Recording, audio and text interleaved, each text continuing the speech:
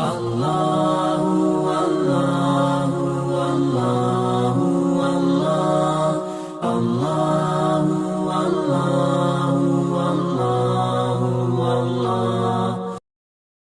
diri Nabi Muhammad sallallahu alaihi wasallam. Kalau kau tidak mempan dimusuhi, kalau kau tidak mempan dirangkul, kau akan dipukul. Kalau kau tidak mempan dipukul, kau akan dirangkul. Berbagai macam cara, dari mulai yang paling keras sampai yang paling lembut, dari mulai yang paling lembut sampai yang paling keras, sampai akhirnya tempat bergantung itu hilang, lenyap, musnah. Ada dua tempat bergantung, saudara kandung ayah Abu Talib. Mereka tidak mengusiknya karena dia keponakan Abu Talib. Abu Talib anak Abdul Muttalib, Abdul Muttalib anak Hashim, Hashim anak Abdi Manaf, Abdi Manaf anak Qusay, Qusaylah pendiri Darun Nadwah. Mereka keturunan darah mulia dari Adnan. Adnan menerima tetesan darah dari Ismail. Ismail anak kandung Ibrahim alaihissalam. Jangan ganggu dia karena dia keponakan Abu Talib. Masih ada backing, tapi Allah ingin agar hati itu tidak bergantung kepada manusia. Dia buat Abu Talib meninggal dunia, masih ada lagi tempat bergantung. Dia yang dulu ketika kedinginan datang, dia yang menyelimuti. Yang dulu ketika ketakutan datang, dia yang menenangkan. Dia datang menemui Waraqah ibnu Naufal. Waraqah berkata, Namus, malaikat yang pernah datang kepada Ibrahim, yang pernah datang kepada Musa, yang pernah datang kepada Isa, sekarang dia datang kepada suamimu. Katakanlah, jangan takut, jangan cemas. Kalau nanti sampai masanya dia akan diusir dari kampung halamannya, aku orang pertama yang akan membelanya. Karena begitu yang kutemukan dalam kitab-kitab suci yang kubaca, kata Waraqah bin Naufal. Hari itu juga tempat bergantung itu patah. Khadijah menghadap Allah subhanahu wa ta'ala.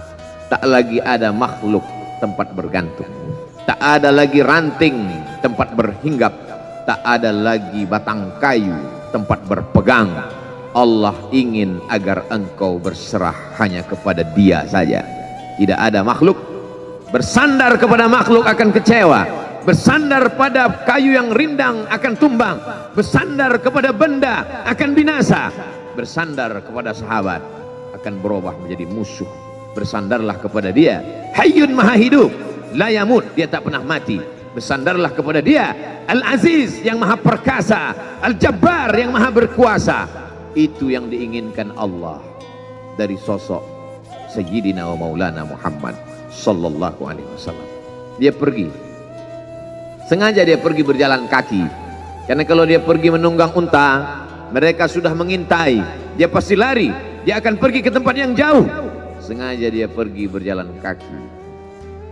Lalu kemudian dia pun sampai ke suatu tempat. Dia berharap mereka adalah orang-orang yang lembut akan yang menerimanya, tapi dia tidak diterima dengan tala'al badru alaina. Dia tidak diterima sebagai ahlan wasahlan. Ahlan, keluarga, kau datang kami sambut sebagai keluarga. Sahlan, mudah, kau datang urusanmu mudah. Ahlan wasahlan. Tapi dia tidak dianggap sebagai keluarga, dia tidak dianggap sebagai sahlan, dia dianggap sebagai musuh.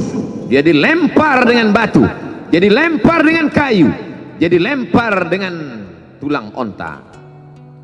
Apa yang dia lakukan? Dia bersembunyi di balik bukit.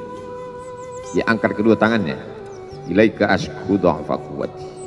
Kepada engkau saja aku mengadukan kelemahanku. Wa qillata hilati, ketidakberdayaanku. Wa hawani bainan nas, aku hina di tengah mereka.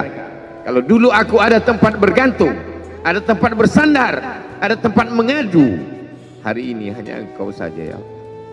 Datanglah malakul jibal, malaikat penjaga segala bukit di atas dunia.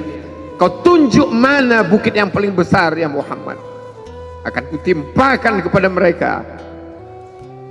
Hati yang luka biasanya akan marah, akan kecewa, tapi itu tidak terjadi pada Nabi Muhammad sallallahu alaihi wasallam. Apa yang dia katakan? Asallah an yukhrij min aslabihim man ya'budullaha wa la yusyrika bihi syai'a. Ya Allah, keluarkan dari tulang sulbi mereka keluarkan anak cucu mereka yang akan menyembah engkau. Tidak ada satupun yang akan mempersekutukan engkau di atas muka bumi ini. Doanya dikabulkan, hatinya susah, pikirannya kacau.